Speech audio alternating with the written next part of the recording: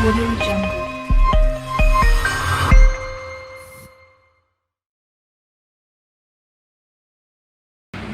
Halo Sobat Umi ND, selamat datang di acara podcast perdana KPPN ND. Perkenalkan, saya Marcelina Luisa yang akan mengajak sobat semua mengenal lebih dalam dan mencari kisah-kisah menarik untuk dibahas. Penasaran dari kisah apa yang kita bawakan? Tetap di podcast ini sampai selesai.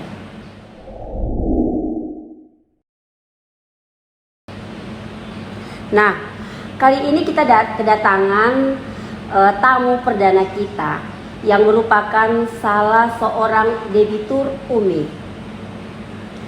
Untuk sobat yang belum mengetahui apa itu Umi, dapat saya jelaskan bahwa Umi itu merupakan pembiayaan ultra mikro yang bahasa mudanya adalah bantuan pinjaman modal untuk usaha ultra mikro atau kecil melalui LKBB seperti koperasi, pegadaian, atau semacamnya. Kita langsung saja mempersilahkan beliau untuk memperkenalkan diri. Biar kita lebih tahu siapa itu beliau, saya persilakan. Silakan, Bu. Assalamualaikum, nama saya Niko Mangsulastri. Asal saya dari Bali, menikah dengan orang Indonesia. Nah, Ibu, mungkin Ibu dapat menceritakan kepada kami, Ibu mengikuti Umi ini di mana dan apa jenis usahanya? Saya mengikuti Umi di Koperasi Komida. Usahanya usaha jualan kue. Komida jualan kue. Kenapa Ibu memilih usaha ini? Saya memilih usaha ini karena dari kecil orang tua mama juga jualan jajan kue gitu di sana di Bali. Jadi dari kecil itu kami sudah dilatih untuk bisa berbisnis. Oh ya, berarti sudah punya keahlian ya Bu ya. Dalam menjalankan usaha ini, kira-kira siapa saja atau adakah yang membantu Ibu? Yang membantu alhamdulillah suami ikut beserta membantu dengan mama di rumah. Oke. Usahanya ini dimulainya dari kapan?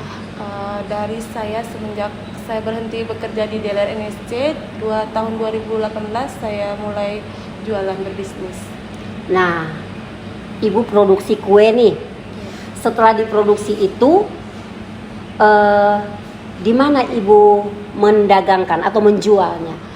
Kadang saya secara online di Facebook kan saya promosi di WA gitu. Tapi kadang juga saya titip di kakak di pasar. Oh, jadi ada berbagai tempat dan model penjualannya. Bagaimana hasilnya sejauh ini? Alhamdulillah hasilnya bisa mengangkat perekonomian kami. Amin. Iya. Untuk kebutuhan sehari-hari, untuk anak. Oke, berarti ada ada masukan yang bisa dipakai, menambah modal dan juga ada keuntungan yang didapat ya. Iya. Oke. Ibu, kita sama-sama tahu bahwa sejak tahun 2020 kita terkena COVID, dalam kondisi COVID. Mungkin Ibu dapat menceritakan pengalaman COVID itu, pengalaman Ibu seperti apa? Dampak pas COVID, suami juga tidak bekerja karena mereka di PHK. Dia kan kerja di Bali di PHK, jadi perekonomian kami menipis, jadi tabungan tidak ada lagi. Apalagi kami guru honor kan tidak digaji, jadi jualan jajannya juga kuenya sepi. 1 bulan saya berhenti jualan. Jadi saya cerita dan kakak bilang ini jualan saya maksudnya untungnya nggak ada, Bu. Mau beli bahan pun nggak bisa. Jadi kakak bilang coba bisnis pakaian, dikasih modal bisnis pakaian. Di pas saya bisnis pakaian juga macet karena yang bayarnya tidak terlalu ini kan, Bu. Jadi dampaknya buat ekonomi kami tuh untuk untuk makan saja susah. Iya. Makanya dari situ saya coba lagi usaha jualan, cuma bisa beli bahan aja, untungnya nggak ada untung. Begitu saja. Karena tidak ada pembeli. Pembelinya mungkin karena COVID yang tinggi, jadi orang juga takut keluar ya Bu ya. Nah, bagaimana cara Ibu bertahan setelah Ibu alami kondisi seperti itu? Bagaimana Ibu bertahan dengan kondisi terus bangkit kembali begitu? Saya bertahan, dikasih semangat sama suami dengan keluarga, bilang coba tetap saja jualan kuenya. Jualan pokoknya saya antar kue sekitar 100.000 begitu, tapi masih sisa. Jadi saya keliling ke pasar Bu. Ya, saya keliling. Jadi kalau kita cuma bertahan cuma di tempat kan otomatis tidak ada yang datang. Jadi saya buat apa kita harus gengsi kan gitu, kita ada anak, apalagi kita juga ada kebutuhan sehari-hari. Jadi saya jalan keliling pasar gitu, saya jual kue. Alhamdulillah mereka mungkin yang orang yang jual ikan, yang mereka yang di pasar juga kan kasihan lagi lihat kita, jadi mereka beli. Alhamdulillah. Baik ya Bu ya, luar biasa.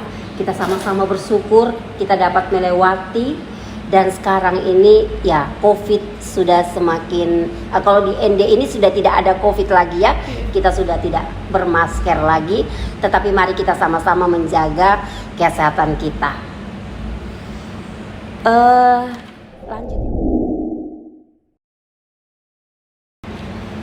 Nah Ibu, sekarang ini saya ingin mendengar tentang pembiayaan Uminya, terutama dari sudut pandang Dewi Tur.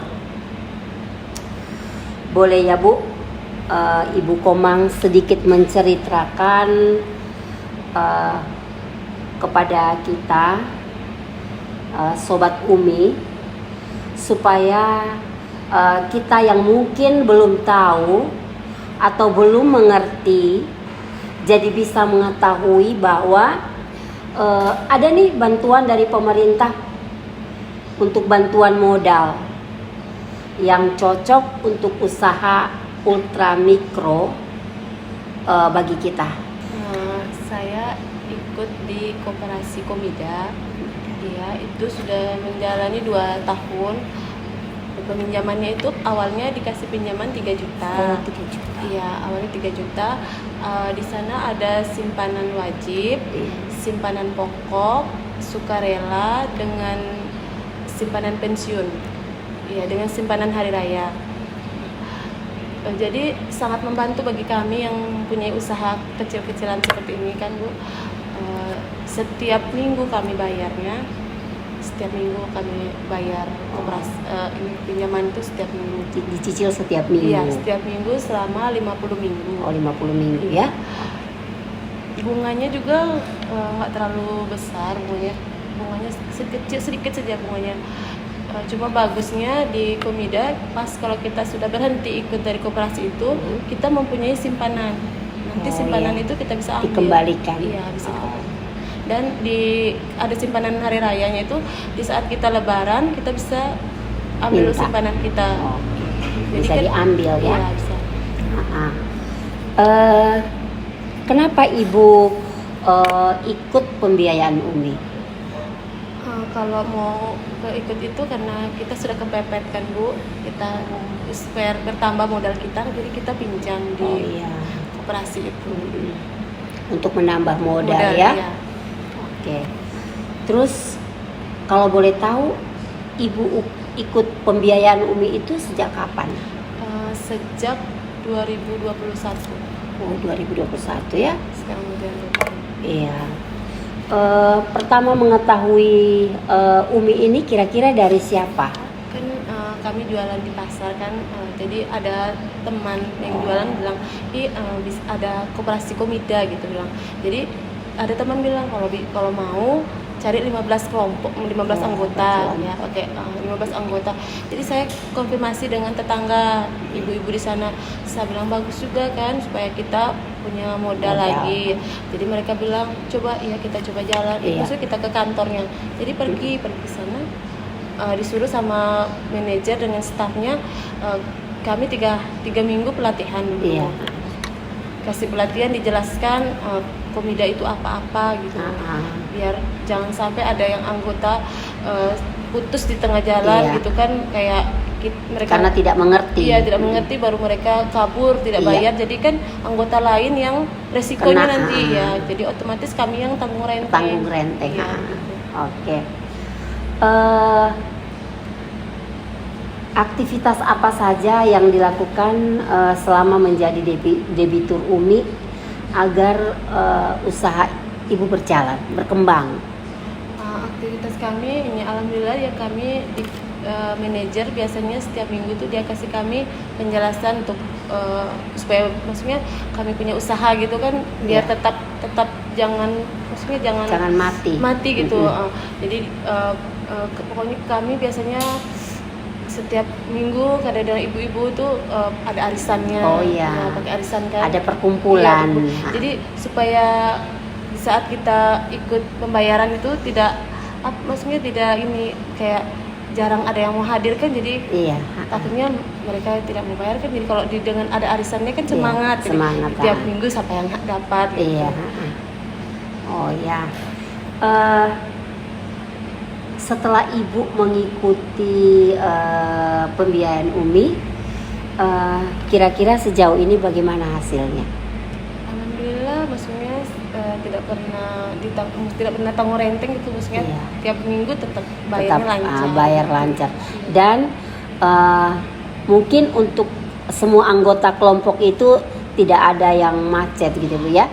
Kadang ada yang macet juga, mungkin mereka sepi jualannya, tapi kami harus Tanggung kewajibannya renteng, kita kan pertama kita sudah dijelaskan harus ada tanggung rentengnya, jadi Iya. tidak usah mengeluh lagi ya, sudah namanya kewajiban kita Iya. harus tanggung renteng yang Oke. teman yang tidak bayar, jadi supaya tidak mesti merepotkan pegawainya kan. Iya, Supaya mungkin nanti kita mau pinjam lagi ke depannya bisa dikasih gitu. Iya. Oke. Sobat UMI, selanjutnya mari kita saksikan dahulu tayangan berikut. Pemberdayaan UMKM perempuan menjadi salah satu fokus Indonesia dalam presidensi G20. Lewat B20 Women in Business Action Council, pemerintah dan komunitas bisnis negara-negara G20 berkeinginan untuk mendorong peningkatan kesejahteraan perempuan di Indonesia. Salah satunya menciptakan lebih banyak pelaku usaha perempuan. Menteri Koperasi dan UKM Teten Masduki mendorong agar inklusi ekonomi dapat meningkatkan partisipasi perempuan di sektor-sektor ekonomi. Pasalnya, kemajuan UMKM di Indonesia tidak terlepas dari peran kaum perempuan. Ibu Komang, mungkin sekarang kita sedikit bercerita tentang peran perempuan. Kan ibu dengan saya sama-sama perempuan. Bagaimana menurut ibu soal kebijakan UMI terhadap perempuan yang kebetulan ibu ikut pembiayaan UMI ini secara berkelompok yang isinya tentunya ibu-ibu semua. Bisa Ibu Komang ceritakan pengalaman bagaimana interaksi yang bisa dilakukan, seperti ada support atau motivasi usaha antara satu dengan yang lain untuk tetap eksis atau usaha itu tetap maju, atau bagaimana? Ya, biasanya kami kalau ini sharing biasanya kan ada yang bilang jualan saya sepi gini gitu. Jadi kami di antara kelompok itu maksud anggota biasanya satunya kasih bangkit kan, bilang gini, pokoknya jangan putus asa, kalau seandainya kita maksudnya berhenti jualan, cara pembayaran kita bagaimana setiap minggunya kan. Jadi saling support. Yang satu bilang ini, walaupun jualan yang kita jualkan sekarang tidak laku atau gimana, mungkin kita bisa usaha lain lagi, cari usaha lain apa gitu, jualan sayur ke apa gitu. Maksudnya sayur yang kalau kadang kan maksud pembeli kan bosan juga kan Bu, kalau jualan itu saja. Jadi kayak minggu ini kita jualannya kue yang macam gini. Nah, minggu depannya lagi kita coba ke sayur-sayuran yang sudah jadi gitu. Kan jadi tidak macet lah Iya. jualan. Biasanya begitu saja spotnya. Berarti untuk usahanya itu ada beberapa pilihan ya, tidak satu produk saja ya. Iya. Tetapi Kadang bosan juga. iya. Tapi usaha intinya Ibu Komang yaitu kue ya. Iya.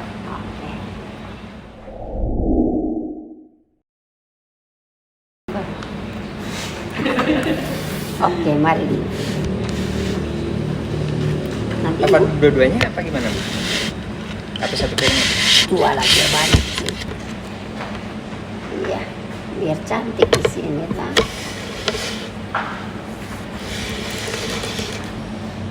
Nah, kebetulan tadi di awal kita sudah singgung tentang produk.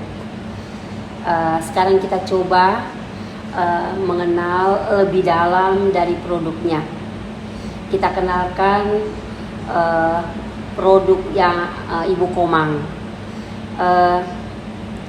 Ibu Komang, variasi produknya apa saja yang Ibu buat dan harganya berapa? Ini variasi kuenya yang saya jual ada klepon, nasi unti, Ya. risoles, dadar dengan kue. Kalau di sini bilang kue radio. Oh, kalau ini biasa bolu kan biasa kalau kita. bolu pecah. Bolu iya. Ini jualannya 45.000 semua. Oh, 45.000. Iya. Selain yang ada di sini Ibu, mungkin ada kue lain lagi yang Ibu buat. Ada, saya biasanya kalau lebaran biasanya ada yang pesan kue tar gulung gitu, kue kering. Ya. Oke.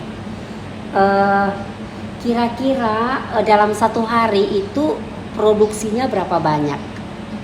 Produksi kan kalau misalnya dalam satu hari biasanya ganti-ganti kuenya gitu.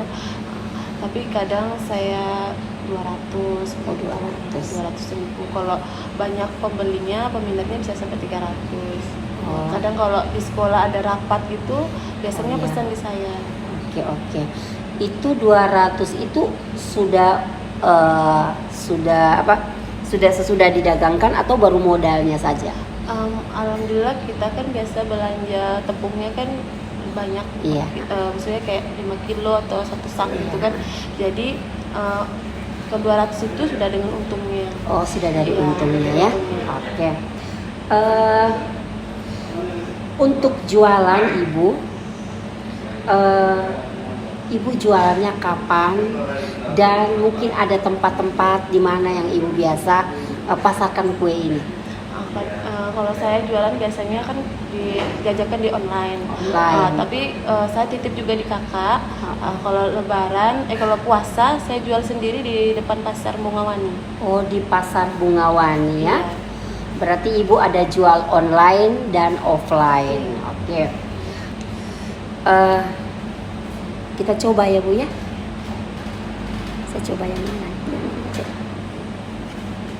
Ayo Ibu coba.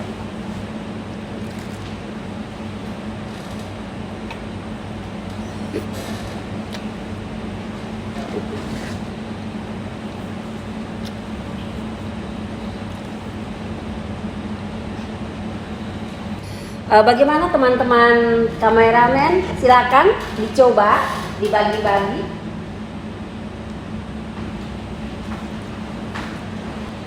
Bagaimana rasanya? Mantap. Itu dia Sobat Umi.